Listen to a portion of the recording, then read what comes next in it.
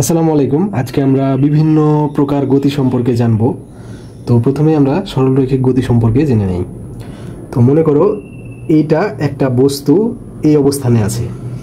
তো এটাকে যদি ধাক্কা দাও তাহলে বস্তুটা এই অবস্থান থেকে এই অবস্থানে চলে আসবে। তো বস্তুটা মনে করো এই জায়গাটাই ছিল, হ্যাঁ, বা এই অবস্থানে, তাহলে কিভাবে যাবে? এই যে এইভাবে, হ্যাঁ, তারপর এই জায়গায় এসে থামলো। তাহলে দেখো এইটা একটা সরলরেখা না? তাহলে বস্তুটার গতি কিন্তু সরলরেখা বরাবর গেল। তো এই ধরনের গতিগুলাই হচ্ছে সরলরৈখিক গতি। তো এখানে সংজ্ঞা দেওয়া আছে, কোনো কিছু যদি সরল রেখায় যায় তাহলে তার গতিটা হচ্ছে সরলরৈখিক গতি। তাহলে এই যে বস্তুটা এটা কিন্তু সরল রেখায় গেল, তাহলে এই বস্তুটার গতি হচ্ছে সরলরৈখিক গতি। আবার আরেকটা উদাহরণ যদি আমরা নিই, তাহলে মনে করো এখানে একটা ক্রিকেট বল আছে। তো এটাকে তুমি ছেড়ে দিলা, হ্যাঁ, তাহলে ছেড়ে দিলে কি হবে? এই জায়গা থেকে এটা নিচে পড়ে যাবে। তাহলে দেখো এই যে এটা পড়লো, এটা কিন্তু একটা সরলরেখার মতো হয়ে পড়লো, এই যে এইভাবে। তো তোমরা যদি মনে করো এই জায়গাটাই বলটা ছিল, পড়বে কীভাবে? এই যে এইভাবে। তাহলে এটাও তো একটা সরলরেখা, হ্যাঁ, এবং এই সরলরেখা বরাবরই এই বলটা পড়লো। তাহলে এই যে গতিটা এটা হচ্ছে সরলরৈখিক গতি, কারণ এটা কিন্তু সরলরেখা বরাবর এসছে। এখন আমরা চলন গতি সম্পর্কে জানবো। তো মনে করো এটা হচ্ছে একটা গাড়ি এবং এই গাড়িটাতে কোনো চাকা নাই। তো এই গাড়িটা 1 সেকেন্ড পরে এই জায়গা থেকে এই জায়গাটায় আসলো।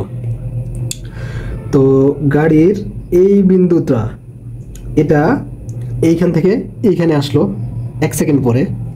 আবার গাড়ির এই বিন্দুটা এখান থেকে এখানে আসলো 1 সেকেন্ড পরে।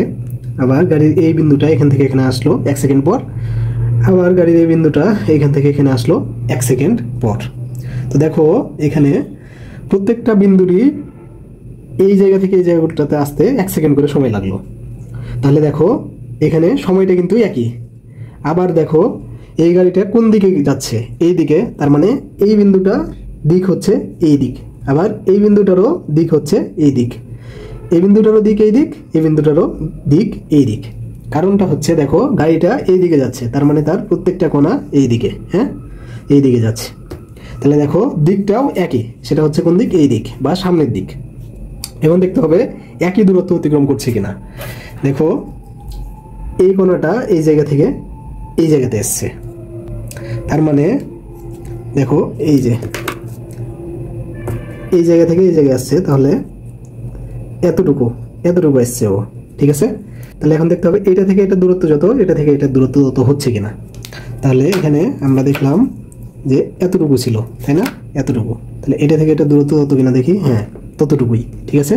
আবার এটা থেকে এইটারও দূরত্ব অতটুকুই হতে হবে, এটা থেকে এটারও দূরত্ব অতটুকুই হতে হবে। তাহলে দেখো এটা থেকে এটার দূরত্ব অতটুকুই, আবার এটা থেকে এটার দূরত্ব দেখো অতটুকুই। তাহলে দেখো একই দূরত্ব অতিক্রম করেছে। তাহলে এই যে ধরনের গতি এটা হচ্ছে চলন গতি।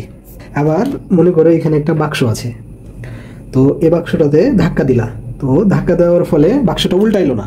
তো বাক্সটা ধাক্কা দেওয়ার 1 সেকেন্ড পরে এই জায়গাটা থেকে এই জায়গায় আসলো। তাহলে দেখো বাক্সটার এই যে এই কোণাটা 1 সেকেন্ড পর এই জায়গায় আসলো, এই কোণাটা 1 সেকেন্ড পর এই জায়গায় আসলো, এই কোণাটাও 1 সেকেন্ড পর এই জায়গায় আসলো, এই কোণাটা 1 সেকেন্ড পর এই জায়গায় আসলো। এখন দেখো প্রথমে যদি দেখি তাহলে প্রত্যেক ক্ষেত্রে সময় কিন্তু একই লেগেছে, ঠিক আছে।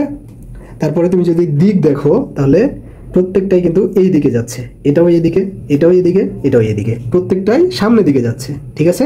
তাহলে দিকটাও একই। এখন দেখতে হবে দূরত্বটা একই কিনা। তাহলে এইটা থেকে এটা দূরত্ব মাপবো, এটা থেকে এটা দূরত্ব মাপবো, এটা থেকে এটা দূরত্ব মাপবো, এটা থেকে এটা দূরত্ব মাপবো, ঠিক আছে। দেখো এটা থেকে এটা দূরত্ব এতটুকু, আবার এটা থেকে এটা দূরত্ব অতটুকুই, এটা থেকে এটা দূরত্ব অতটুকুই, আবার এইটা থেকে এটা দূরত্ব অতটুকুই। তাহলে দূরত্বটাও হচ্ছে একই দূরত্ব অতিক্রম করেছে। তাহলে এই ধরনের গতিটা হচ্ছে চলন গতি। দেখো এখানে সংজ্ঞাটা, কোনো বস্তুর সকল কোণা একই সময়ে, মানে দেখো সময়টা কিন্তু একই লেগেছে, মানে 1 সেকেন্ড করে একই দিকে, দিকটা হচ্ছে সামনের দিক, আর একই দূরত্ব অতিক্রম করেছে। এটা থেকে এটার দূরত্ব যত, এটা থেকে এটারও দূরত্ব তত, ঠিক আছে। এটা থেকে এটারও দূরত্ব ততখানি, এটা থেকে এটারও দূরত্ব ততখানি। তাহলে এই ধরনের গতিটা হচ্ছে চলন গতি। এটারও ক্ষেত্রে একই বিষয়, ঠিক আছে। তো এখন আমরা এই যে এই প্রশ্ন দুটা সমাধান করব। বলেছে ঘূর্ণায়মান চাকা বিবেচনায় না আনলে সোজা পথে এগিয়ে যাওয়া একটি গাড়ির গতি, এই যে দেখো এই উদাহরণটার কথা বলেছে। তাহলে এই গতিটা কোন গতি ছিল? চলন গতি। তাহলে উত্তর হচ্ছে চলন গতি। আবার আরেকটা প্রশ্ন কুমিল্লা বোর্ড 21 সালে আর যশোর বোর্ড 15 সালে এসেছে। প্রশ্নটা হচ্ছে একটি বাক্সকে ধাক্কা দিলে এটি না উল্টিয়ে যে গতি লাভ করে তা এই যে এই উদাহরণটার কথা বলেছি, এটা কোন ধরনের গতি ছিল? চলন গতি। ঠিক আছে, তাহলে এটার উত্তর হচ্ছে এই যে চলন গতি।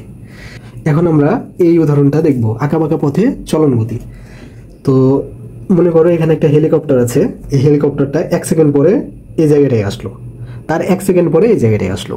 তো এখন আমরা দেখবো এটা চলন গতি না চলন গতি না।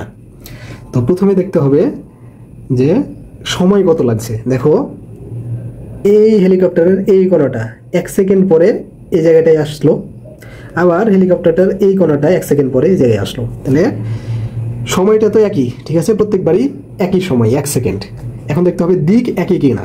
দেখো এই হেলিকপ্টারটা সোজা এগিয়ে যাচ্ছে, তার মানে এর দিক হচ্ছে এই যে এই দিক। ঠিক আছে, দিক কোন দিক? এই যে এই দিক।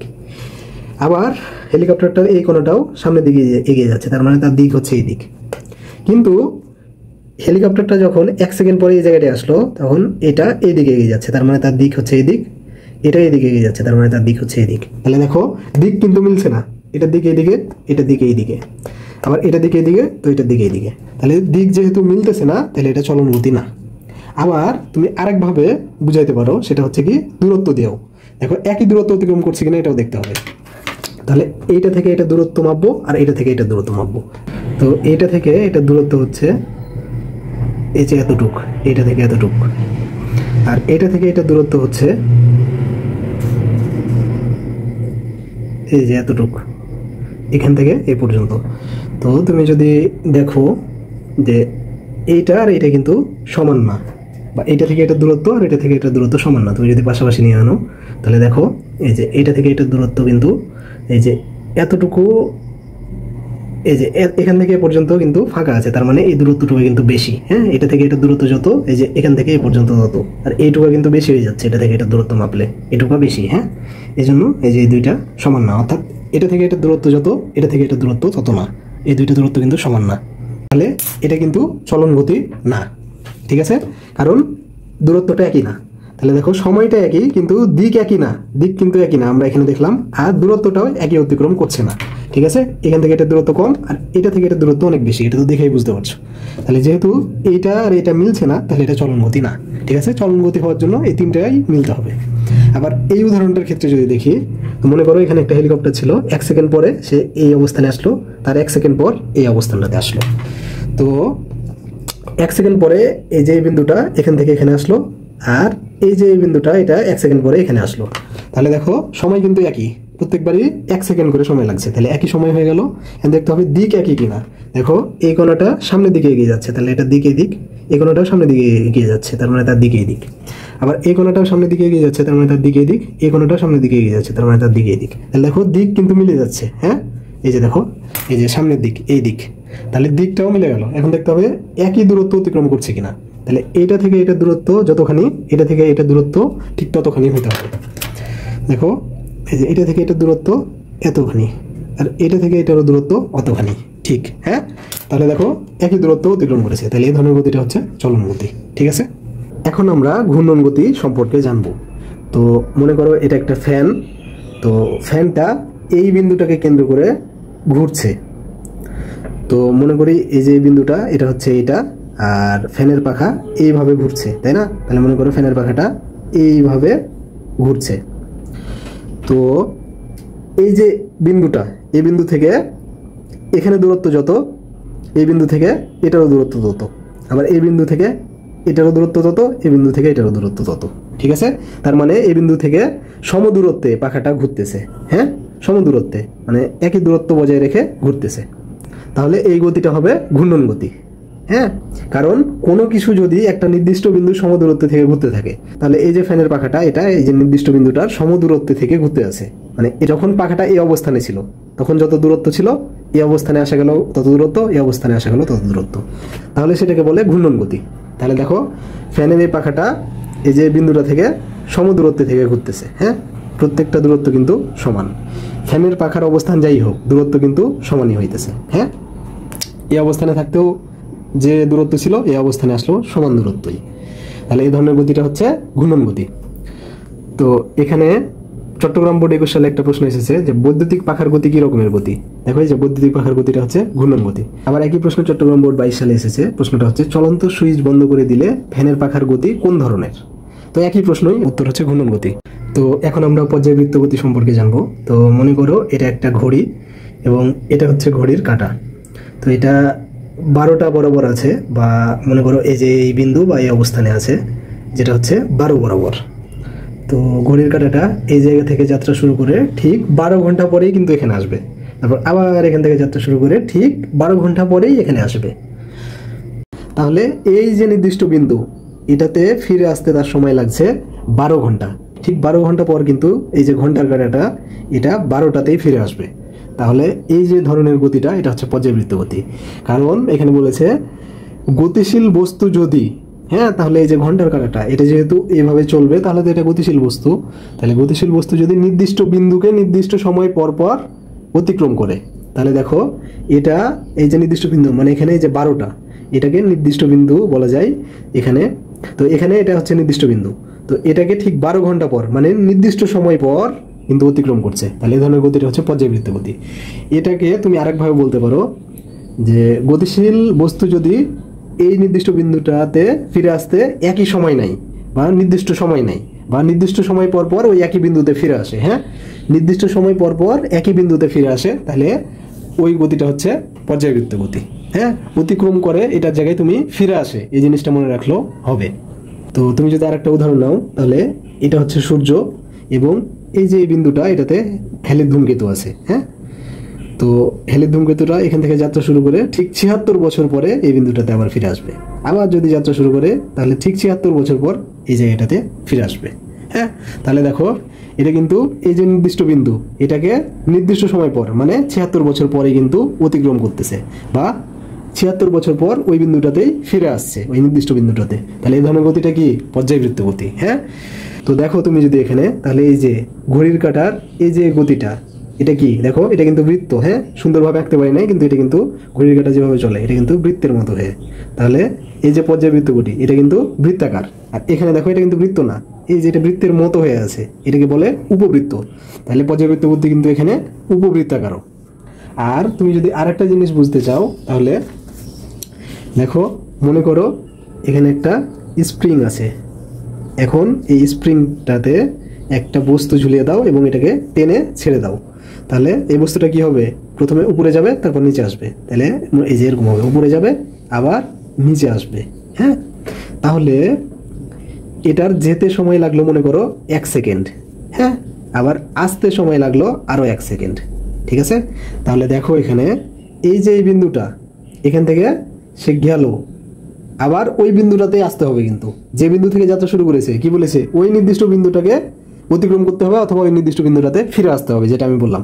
তাহলে এই বিন্দু থেকে যাত্রা শুরু করেছে, গিয়ে আবার ফিরে আসতে হবে, তখন হবে। ঠিক আছে, তাহলে যেতে 1 সেকেন্ড, আসতে 1 সেকেন্ড, তাহলে 1 আর 1 টোটালে সময় লাগছে 2 সেকেন্ড।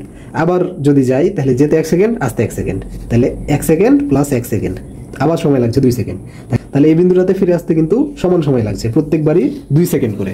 তাহলে এই ধরনের গতিটা হচ্ছে পর্যায়বৃত্ত গতি। কারণ এই যে নির্দিষ্ট বিন্দু, এই নির্দিষ্ট বিন্দুটাতে ফিরে আসতে নির্দিষ্ট সময় লাগছে, মানে প্রত্যেকবারই 2 সেকেন্ড করে সময় লাগছে। ঠিক আছে, এই জন্য এই গতিটা হচ্ছে পর্যায়বৃত্ত গতি। এবং তুমি যদি দেখো, এটা কিন্তু একটা সরল রেখা। হ্যাঁ, তাহলে পর্যায়বৃত্ত গতিটা কিন্তু আমরা আগে দেখাইলাম বৃত্তাকার হইতে পারে। দেখো এখানে আমরা দেখাইলাম বৃত্তাকার হইতে পারে, উপবৃত্তাকার হইতে পারে, আবার সরল রৈখিকও হইতে পারে। এখানে দেখো একটা প্রশ্ন এসেছে, বোর্ড প্রশ্ন, যে কোন গতি বৃত্তাকার, উপবৃত্তাকার বা সরল রৈখিক হতে পারে? এটা হচ্ছে পর্যায়বৃত্ত গতি। ঠিক আছে, এই প্রশ্নটা বরিশাল বোর্ড 20 সালে এসেছে। আর আরেকটা জিনিস আমরা জানি নাই, সেটা হচ্ছে পর্যায়কালটা কি। হ্যাঁ, তো এখানে বলে দিয়েছে যে ওই নির্দিষ্ট বিন্দুটাকে একবার অতিক্রম করতে যে সময় লাগে সেটা হচ্ছে পর্যায়কাল। দেখো এই বিন্দু থেকে যাত্রা শুরু করেছিল, আবার এই বিন্দুতে ফিরে আসতে বা অতিক্রম করতে যে সময়টা লাগে ওইটা হচ্ছে পর্যায়কাল। আর এখানে দেখো এই বিন্দু থেকে যাত্রা শুরু করে আবার এই বিন্দুতে আসতে যে সময়টা লাগলো কিনা, এটা হচ্ছে পর্যায়কাল। তাহলে এটার ক্ষেত্রে তুমি যদি পর্যায়কালটা দেখো, তাহলে এখান থেকে যাত্রা শুরু করছে, আবার এখান থেকে এখানে ফিরে আসতে যে সময়টা লাগলো, এটা হচ্ছে পর্যায়কাল। তাহলে এটার পর্যায়কাল কত বলো তো? যাতে 1 সেকেন্ড, ফিরে আসতে আরো 1 সেকেন্ড, তাহলে এটার পর্যায়কাল হচ্ছে মোটে 2 সেকেন্ড। তো ময়মনসিংহ বোর্ড 22 সালে একটা প্রশ্ন এসেছে যে সূর্যকে ঘিরে হ্যালির ধূমকেতুর গতি একটি পর্যায়বৃত্ত গতি ব্যাখ্যা করো। স্কুল অ্যান্ড কলেজ চট্টগ্রামে যে ঘড়ির কাঁটার গতি কি রকম গতি, দেখো এখানে কিন্তু আমরা বুঝিয়ে দিলাম যে ঘড়ির কাঁটার গতিটা একটা পর্যায়বৃত্ত গতি। হ্যাঁ, তাহলে এটার উত্তর হবে পর্যায়বৃত্ত গতি।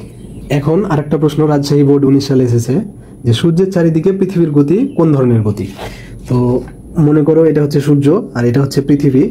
তো পৃথিবীটা এই যে এই বিন্দুটাতে আছে, তো এখান থেকে যাত্রা শুরু করে সে 365 দিন পর কিন্তু আবার এই বিন্দুটাতে ফিরে আসবে। হ্যাঁ, তাহলে দেখো আবার এই বিন্দু থেকে যাত্রা শুরু করে ঠিক 365 দিন পর এই বিন্দুটাতেই ফিরে আসবে। তাহলে তুমি যদি পর্যায়বৃত্ত গতিটার একটু সংজ্ঞাটা দেখো, যে গতিশীল কোনো বস্তু যদি নির্দিষ্ট বিন্দুকে নির্দিষ্ট সময় পর পর অতিক্রম করে তাহলে ওই গতিটা হচ্ছে পর্যায়বৃত্ত গতি। তাহলে দেখো এই যে গতিশীল পৃথিবীটা ঠিক 365 দিন পর পরই এই যে এই বিন্দুটাকে অতিক্রম করছে, তাহলে এই গতিটা হচ্ছে পর্যায়বৃত্ত গতি। কারণ দেখো এই নির্দিষ্ট বিন্দুটাকে ঠিক নির্দিষ্ট সময় পর পর মানে 365 দিন পরই অতিক্রম করছে, তাই এই গতিটা হচ্ছে পর্যায়বৃত্ত গতি। তাহলে সূর্যের চারিদিকে পৃথিবীর গতি হচ্ছে পর্যায়বৃত্ত গতি। সূর্যের চারিদিকে পৃথিবীর গতি পর্যায়বৃত্ত গতি হলেও ঘূর্ণন গতি নয় কেন, এটা ব্যাখ্যা করতে বলেছে। তো দেখো সূর্যের চারিদিকে পৃথিবীর গতি এটা পর্যায়বৃত্ত গতি, এটা তো ব্যাখ্যা দিলামই। এখন ঘূর্ণন গতি কেন নয় এটা ব্যাখ্যা দিব। তো ঘূর্ণন গতির সংজ্ঞাটা যদি দেখো, বলেছে কোনো কিছু যদি একটা নির্দিষ্ট বিন্দুর সমদূরত্বে থেকে ঘুরতে থাকে তাহলে সেটাকে ঘূর্ণন গতি বলে। এখন দেখো সূর্যটা আছে এই জায়গাটাই, তো পৃথিবী যখন এই জায়গাটায় থাকছে তাহলে সূর্য থেকে এটা দূরত্ব কি দেখো অনেক বেশি, কিন্তু পৃথিবীটা যখন ঘুরতে ঘুরতে এই জায়গাটায় আসবে তখন সূর্য থেকে এটা দূরত্ব কিন্তু এত দূর হবে না, এটা কিন্তু কাছাকাছি চলে আসবে। তাহলে দেখো পৃথিবী যখন এই জায়গাটায় থাকছে তখন তার দূরত্ব সূর্য থেকে অনেক বেশি থাকছে, আর যখন এই জায়গাটায় চলে আসছে তখন তার দূরত্ব সূর্য থেকে অনেক কম হয়ে যাচ্ছে। তাহলে এটা কিন্তু সমদূরত্বে থাকছে না, মানে একই দূরত্বে কিন্তু থাকছে না, এটা দূরত্ব কিন্তু ভিন্ন ভিন্ন হচ্ছে, আলাদা আলাদা হচ্ছে। ঠিক আছে, তাহলে দেখো এই যে সমদূরত্বে থাকতে হবে বা সমদূরত্বে ঘুরতে হবে, তাহলে দেখো এই সংজ্ঞাটার সাথে কিন্তু মিলছে না। দেখো এটা কিন্তু নির্দিষ্ট বিন্দুর সমদূরত্বে থেকে ঘুরতে হবে, এটা কিন্তু সমদূরত্বে থাকছে না, দূরত্ব একবার বেশি হচ্ছে একবার কম হচ্ছে এরকম হচ্ছে, তাহলে এটা কিন্তু ঘূর্ণন গতি না। বুঝতে পারছো? এই প্রশ্নটা দিনাজপুর বোর্ড 19 সালে এসেছে। আবার আর একটা প্রশ্ন এই ধরনেরই, যে সকল পর্যাবৃত্ত গতি ঘূর্ণন গতি নয়, এটা ব্যাখ্যা করো। এই ধরনেরই প্রশ্ন, হ্যাঁ এই প্রশ্ন যা, এই প্রশ্নটাও তা। এখন আরেকটা প্রশ্ন চট্টগ্রাম বোর্ড 17 সালে এসেছে। প্রশ্নটা হচ্ছে পেট্রোল ইঞ্জিনে সিলিন্ডারের মধ্যে পিস্টনের গতি কোন ধরনের গতি?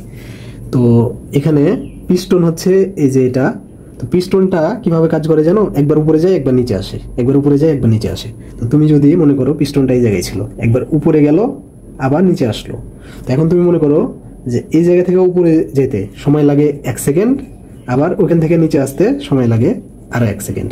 তাহলে এই বিন্দু থেকে যাত্রা শুরু করেছিল, হ্যাঁ সে গেল 1 সেকেন্ডে আবার আসলো 1 সেকেন্ডে, টোটালে সময় লাগলো কত? 2 সেকেন্ড। ঠিক আছে, আবার যদি সে এখান থেকে এখানে যাই তাহলে সময় লাগবে 1 সেকেন্ড, আবার ওখান থেকে এই বিন্দুটাতে আসতে সময় লাগবে আর 1 সেকেন্ড, তাহলে আবার সময় কত লাগলো? 2 সেকেন্ড। তাহলে দেখো প্রত্যেকবারই 2 সেকেন্ড সময় লাগছে, অর্থাৎ এই বিন্দুটাতে ফিরে আসতে প্রতিবারই একই সময় লাগতেছে। তাহলে দেখো এটা কোন ধরনের গতি? এটা কিন্তু হবে পর্যায়বৃত্ত গতি। তাহলে সংজ্ঞাটা যদি দেখো, যে গতিশীল বস্তু যদি নির্দিষ্ট বিন্দুকে নির্দিষ্ট সময় পর অতিক্রম করে অথবা নির্দিষ্ট বিন্দুতে নির্দিষ্ট সময় পর ফিরে আসে তাহলে এটা হচ্ছে পর্যায়বৃত্ত গতি। দেখো এটা এই বিন্দু থেকে যাত্রা শুরু করছে, গিয়ে আবার ফিরে আসতে মোট সময় লাগছে 2 সেকেন্ড, আবার এই বিন্দু থেকে যাত্রা শুরু করছে, গিয়ে ফিরে আসতে সময় লাগছে 2 সেকেন্ড, তাহলে এই গতিটা হচ্ছে পর্যায়বৃত্ত গতি। এখন আমরা স্পন্দন গতি সম্পর্কে জানবো। তো মনে করো এটা একটা সরল দোলক, তো সরল দোলকটা এই যে এটা হচ্ছে বব, এটা মনে করো এই জায়গাটাই আছে, হ্যাঁ তো এখান থেকে সে যাত্রা শুরু করে এখানে আসলো, তারপর আবার এইখান থেকে ওই বিন্দুটাতে আবার ফিরে আসলো, হ্যাঁ তাহলে এই যে পুরো সময়টা লাগলো এটাকে বলছে পর্যায়কাল।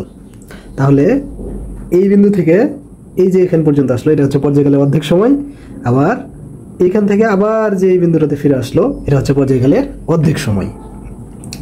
তো দেখো তুমি পর্যায়কালের অর্ধেক সময় এটা এইদিকে ছিল, এটার দিক এই দিক ছিল, আর বাকি অর্ধেক সময় এটার বিপরীত দিক ছিল, তার মানে এই দিক ছিল। বুঝছো? তাহলে এই ধরনের গতিটা হচ্ছে স্পন্দন গতি। তো এখানে বলেছে যদি কোনো বস্তু পর্যায়কালের অর্ধেক সময় একই নির্দিষ্ট দিকে এবং বাকি অর্ধেক সময় পূর্বগতির বিপরীত দিকে চলে তাহলে সেই গতিকে বলে স্পন্দন গতি। তাহলে দেখো এটা পর্যায়কালের অর্ধেক সময় এই দিকে চললো এবং বাকি অর্ধেক সময় তার ঠিক বিপরীত দিকে চললো, তাহলে এই ধরনের গতিটা হচ্ছে স্পন্দন গতি। তো এখানে একটা প্রশ্ন করেছে যে সরল দোলকের গতি স্পন্দন গতি কেন? ঠিক আছে, সিলেট বোর্ড 15 সালে এসেছে। এই যে এই সংজ্ঞাটা দিয়ে এভাবে ব্যাখ্যা দিয়ে দিবা।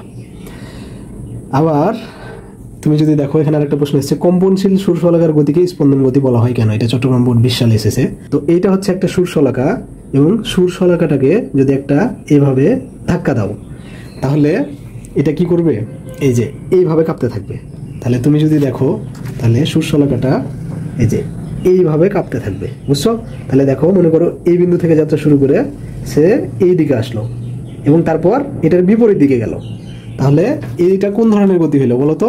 দেখো এটা কিন্তু স্পন্দন গতি হইলো, কারণ দেখো এটা পর্যায়কালের অর্ধেক সময় একটা নির্দিষ্ট দিকে আর বাকি অর্ধেক সময় তার বিপরীত দিকে চলছে, তাহলে এটা হচ্ছে স্পন্দন গতি। তাহলে দেখো সুরশলাকাটা তার পর্যায়কালে অর্ধেক সময় দিকে আসছে আর বাকি অর্ধেক সময় সেই দিকে আসছে, তাহলে এই ধরনের গতিটা হচ্ছে স্পন্দন গতি।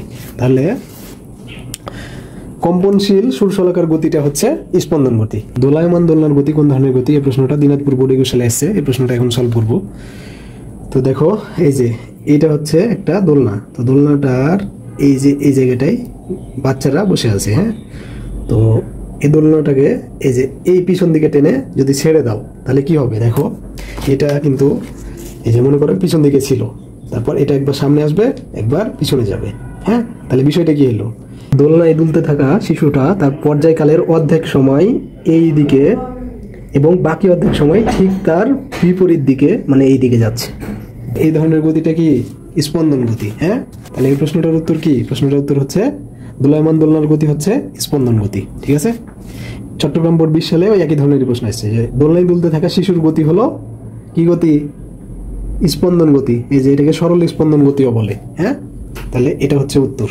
আবার এখানে তুমি যদি আরেকটা জিনিস দেখো, এটা হচ্ছে ঘড়ি। এখনকার ঘড়িতে কিন্তু পেন্ডুলাম থাকে না, আগের ঘড়িতে পেন্ডুলাম থাকতো।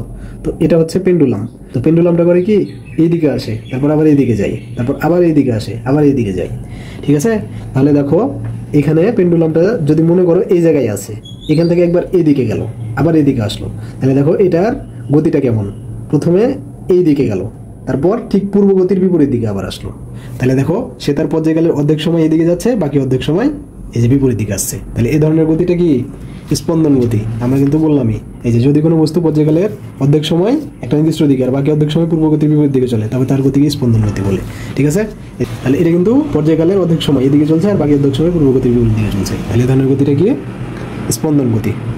তাহলে আমরা এখান থেকে ডিসিশন নিতে পারি যে ঘড়ির যে পেন্ডুলাম এই যে এটার গতি হচ্ছে স্পন্দন গতি, কিন্তু ঘড়ির যে কাঁটাটা এটার গতি হচ্ছে পর্যায়বৃত্ত গতি। কারণ এই যে নির্দিষ্ট বিন্দু এটাকে ঠিক 12 ঘন্টা পরেই ঘড়ির কাঁটাটা অতিক্রম করবে, এই জায়গাটায় আসবে ঠিক 12 ঘন্টা পরেই। হ্যাঁ, আর এই যে সংজ্ঞাটা থেকে আমরা জানি যে গতিশীল বস্তু যদি নির্দিষ্ট বিন্দুকে নির্দিষ্ট সময় পর পর অতিক্রম করে তাহলে তা হলো পর্যায়বৃত্ত গতি। দেখো এই যে গতিশীল বস্তুটা মানে ঘড়ির কাঁটাটা এই যে নির্দিষ্ট বিন্দু মানে এই যে 12টাকে ঠিক 12 ঘন্টা পরই অতিক্রম করবে, প্রত্যেকবারই 12 ঘন্টা পর অতিক্রম করবে। তাই ঘড়ির কাঁটার গতি এটা হচ্ছে পর্যায়বৃত্ত গতি, কিন্তু এই যে পেন্ডুলামটার গতি এটা হচ্ছে স্পন্দন গতি। এখন এই দুটো প্রশ্ন সলভ করব। এখানে যদি দেখো এটা হচ্ছে স্প্রিং, স্প্রিংয়ে একটা বস্তু আছে, তো এই বস্তুটাকে টেনে যদি ছেড়ে দাও তাহলে কি হবে? দেখো এই যে মনে করো এই বস্তুটা এই জায়গায় ছিল, তো টেনে ছেড়ে দেওয়ার কারণে এটা প্রথমে উপরে যাবে, তারপর আবার নিচে আসবে। ঠিক আছে। তো মনে করো এই যে এই বস্তুটা এখান থেকে উপরে যাইতে তার সময় লাগলো 1 সেকেন্ড, আবার উপর থেকে নিচে আসতে তার সময় লাগলো আরও 1 সেকেন্ড, তাহলে টোটালে সময় কত লাগলো? 2 সেকেন্ড। আবার যদি দেখো তাহলে এটা আবার উপরে গেল 1 সেকেন্ডে, আবার নিচে আসলো আর 1 সেকেন্ডে, তাহলে আবারও সময় কত লাগলো? 2 সেকেন্ড।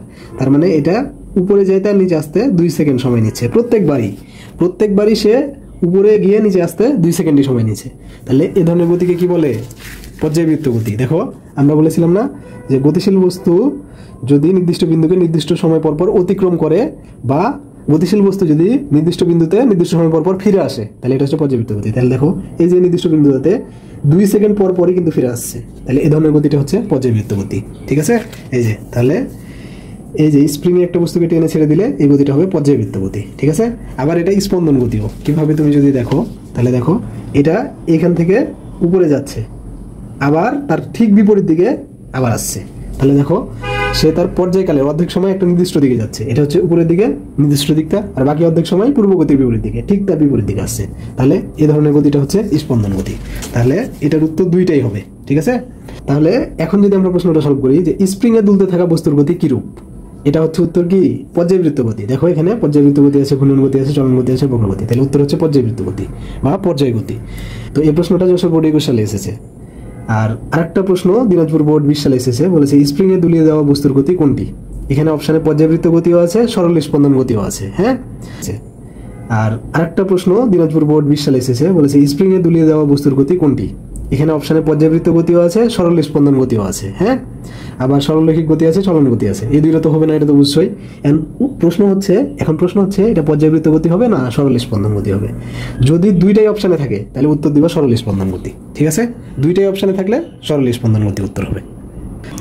এখন আমরা এই প্রশ্নটা সলভ করব। প্রশ্নটা হচ্ছে ঘড়ির কাঁটার গতি একটি পর্যায়বৃত্ত গতি কিন্তু স্পন্দন গতি নয় কেন, ব্যাখ্যা করো। এটা যশোর বোর্ড 20 সালে এসেছে। তো দেখো ঘড়ির কাঁটাটা কিভাবে চলে। তো মনে করো ঘড়ির কাঁটাটা আছে যে 12 এখান থেকে যাত্রা শুরু করলো, করে 12 ঘন্টা পর ঠিক এই জায়গাটায় আসলো। তাহলে দেখো এটা কিন্তু পর্যায়বৃত্ত গতি। কেন? কারণ গতিশীল কোনো বস্তু যদি নির্দিষ্ট বিন্দুকে নির্দিষ্ট সময় পর অতিক্রম করে তবে তা হলো পর্যায়বৃত্ত গতি। তাহলে দেখো এই যে গতিশীল ঘড়ির কাঁটাটা এই যে নির্দিষ্ট বিন্দুটাকে 12 ঘন্টা পর পরই অতিক্রম করবে। একবার আসতে 12 ঘন্টা সময় লাগবে, আরেকবারও আসতে 12 ঘন্টায় সময় লাগবে। তাহলে 12 ঘন্টা পর পরই অতিক্রম করছে, তাহলে এটা পর্যায়বৃত্ত গতি। এখন স্পন্দন গতি নয় কেন? তো স্পন্দন গতি হইতে গেলে তাকে পর্যায়কালের অর্ধেক সময় একটা নির্দিষ্ট দিকে আর বাকি অর্ধেক সময় তার বিপরীত দিকে যেতে হবে। তাহলে দেখো এই ঘড়ির কাঁটাটা কি অর্ধেক সময় এদিকে গিয়া আবার কি ঘুরে আসে না, এটা করে কি এদিক দিয়ে যায় এদিকে যায়, আবার এদিকে যায়, তার মানে তার দিক এই দিকেই থাকে, তার দিক এই দিকেই থাকে।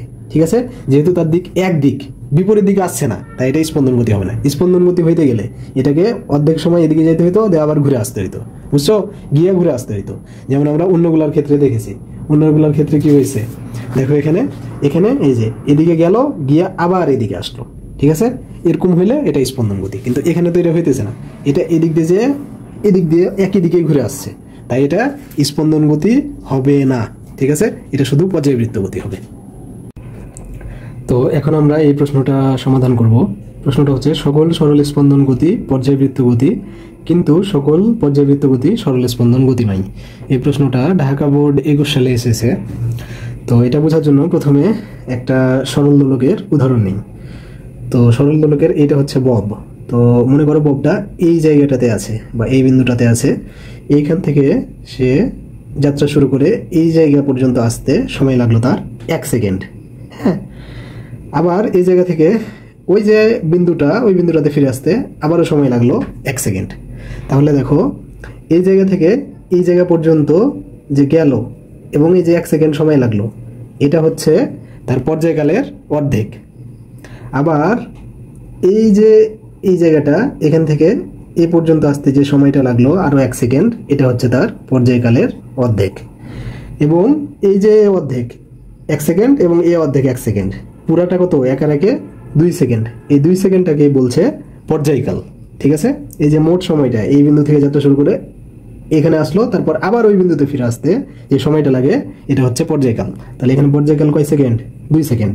ঠিক আছে, তো আবার যদি এটা এখান থেকে যাত্রা শুরু করে এখানে আসে, তাহলে আবারও সময় লাগবে 1 সেকেন্ড। আবার যদি এইখান থেকে এই জায়গায় ফিরে আসে, তাহলে আবারও সময় লাগবে আরও 1 সেকেন্ড। তাহলে মোটে সময় কত লাগলো? আবারও 2 সেকেন্ড। তাহলে প্রত্যেকবার পর্যায়কাল সম্পন্ন করতে কিন্তু 2 সেকেন্ড করে সময় লাগছে, এই কথাটা একটু মনে রাখিও। হ্যাঁ, তো আগে এটা স্পন্দন গতি কিনা এটা একটু বুঝে নিই। দেখো বলেছে যদি কোনো বস্তু পর্যায়কালের অর্ধেক সময় একটা নির্দিষ্ট দিকে, মানে এই যে দেখো এই বস্তুটা একটা নির্দিষ্ট দিক মানে এই দিকে, হ্যাঁ, এবং বাকি অর্ধেক সময় পূর্ব গতির বিপরীত দিকে চলে, তবে তার গতিকে স্পন্দন গতি বলে। তাহলে বাকি অর্ধেক সময় চলেছে কোন দিকে? এই দিকে। তাহলে এটা কিন্তু আগের গতিটার বিপরীত দিক। প্রথমে চললো কোন দিকে? এই দিকে, আর বাদ বাকি সময় চললো তার বিপরীত দিকে। তাহলে এই গতিটা কি? স্পন্দন গতি। ঠিক আছে, তাহলে আমরা এই যে সরল দোলকের গতিটাকে স্পন্দন গতি বলতে পারবো। আবার দেখো এই যে পর্যায়বৃত্ত গতিটার সংজ্ঞা থেকে যদি দেখি, তাহলে এখানে বলেছে গতিশীল বস্তু যদি নির্দিষ্ট বিন্দুকে নির্দিষ্ট সময় পরপর অতিক্রম করে তবে তা হলো পর্যায়বৃত্ত গতি। বা এটাকে তুমি আরেকভাবে বলতে পারো যে গতিশীল বস্তু যদি নির্দিষ্ট বিন্দুতে নির্দিষ্ট সময় পরপর ফিরে আসে। তাহলে দেখো এই যে এ ববটা, এটা তো গতিশীল, যাচ্ছে আসছে, তার মানে তো গতিশীল। তাহলে এই যে গতিশীল বস্তুটা, এই যে এটা হচ্ছে নির্দিষ্ট বিন্দুটা, এটাতে ঠিক 2 সেকেন্ড পর পরই কিন্তু ফিরে আসছে। ঠিক আছে, এই যে গেল 1 সেকেন্ডে, আসলো 1 সেকেন্ডে, তাহলে 2 সেকেন্ড লাগলো। পরের বারও যদি যায় 1 সেকেন্ডে, আসে 1 সেকেন্ডে, তাহলে আবারও 2 সেকেন্ড করে সময় লাগছে। তার মানে এই যে নির্দিষ্ট বিন্দুতে ফিরে আসতে তার 2 সেকেন্ড করে সময় লাগছে, অর্থাৎ নির্দিষ্ট সময়ই লাগতেছে। তাহলে এই ধরনের গতিটা কি? পর্যায়বৃত্ত গতি। তো এটা কিন্তু স্পন্দন গতিও আবার পর্যায়বৃত্ত গতিও। তাহলে আমরা এখান থেকে সিদ্ধান্ত নিতে পারি সকল সরল স্পন্দন গতি পর্যায়বৃত্ত গতি। ঠিক আছে, আর এই যে বাকি অংশটুকু এখন আমরা বুঝবো যে সকল পর্যায়বৃত্ত গতি সরল স্পন্দন গতি নয়, এটা এখন বুঝবো। তো এটার জন্য আমরা এই যে ঘড়ির কাঁটার যে উদাহরণটা, এটা আমরা নিব। হ্যাঁ, তো দেখো এখানে এই যে ঘড়ির কাঁটাটা এই যে 12টার এখান থেকে যাত্রা শুরু করবে, তারপর ঘুরে ঘুরে আবার 12 ঘন্টা পরেই এখানে আসবে, আবার এখান থেকে যাত্রা শুরু করবে, ঠিক 12 ঘন্টা পরেই এই যে বিন্দুটাতে আসবে। তাহলে দেখো গতিশীল বস্তু যদি নির্দিষ্ট বিন্দুকে, মানে দেখো এই যে ঘড়ির কাঁটাটা হচ্ছে গতিশীল, চলছে তার মানে গতিশীল, তাহলে এই যে গতিশীল বস্তুটা এটা এই যে নির্দিষ্ট বিন্দু হচ্ছে এই যে এটা 12টা, হ্যাঁ। তো নির্দিষ্ট বিন্দুকে নির্দিষ্ট সময় পর পর অতিক্রম করে, দেখো ঠিক 12 ঘন্টা পরে এই বিন্দুটাকে অতিক্রম হচ্ছে বা এই বিন্দুটার এখানে আসছে, হ্যাঁ। তাহলে ওই গতিটা হচ্ছে পর্যায়বৃত্ত গতি। তাহলে এই যে ঘড়ির কাঁটার গতিটা হচ্ছে পর্যায়বৃত্ত গতি। কিন্তু তুমি যদি দেখো ঘড়ির কাঁটার গতিটা কিন্তু একই দিক দিয়েই যাচ্ছে, হ্যাঁ। এই ঘড়ির কাঁটাটা কি এরকম করছে যে এদিকে গেল আবার উল্টা দিকে ফিরে আসলো, এরকম কিন্তু করে না। ঘড়ির কাঁটাটা সবসময় এই দিক দিয়ে যায়, আবার এই দিক দিয়ে যায়, ঠিক আছে। তাহলে দেখো স্পন্দন গতিটার সংজ্ঞাটা যদি দেখো, এখানে বলেছে যদি কোনো বস্তু পর্যায়কালের অর্ধেক সময় একটা নির্দিষ্ট দিকে এবং বাকি অর্ধেক সময় পূর্ব গতির বিপরীত দিকে চলে, তবে তার গতিটা হচ্ছে স্পন্দন গতি। তাহলে দেখো ঘড়ির কাঁটাটা কি অর্ধেক সময় এদিকে গেল, বাকি অর্ধেক সময় উল্টা দিকে আসে না। ঘড়ির কাঁটাটা এদিক দিয়ে আসে 12টার দিকে, আবার এদিক দিয়ে যায়। এটা কিন্তু এই দিক দিয়ে গেল আবার উল্টা দিকে বা পূর্ব গতির বিপরীত দিকে কিন্তু আসে না। তাহলে এই যে গতিটা এটা কিন্তু স্পন্দন গতি না। তাহলে আমরা এখান থেকে সিদ্ধান্ত নিতে পারি সকল পর্যায়বৃত্ত গতি সরল স্পন্দন গতি নয়। তাহলে আমরা এই কথাটা এখন বলতে পারি সকল সরল স্পন্দন গতি পর্যায়বৃত্ত গতি, কিন্তু সকল পর্যায়বৃত্ত গতি সরল স্পন্দন গতি নয়।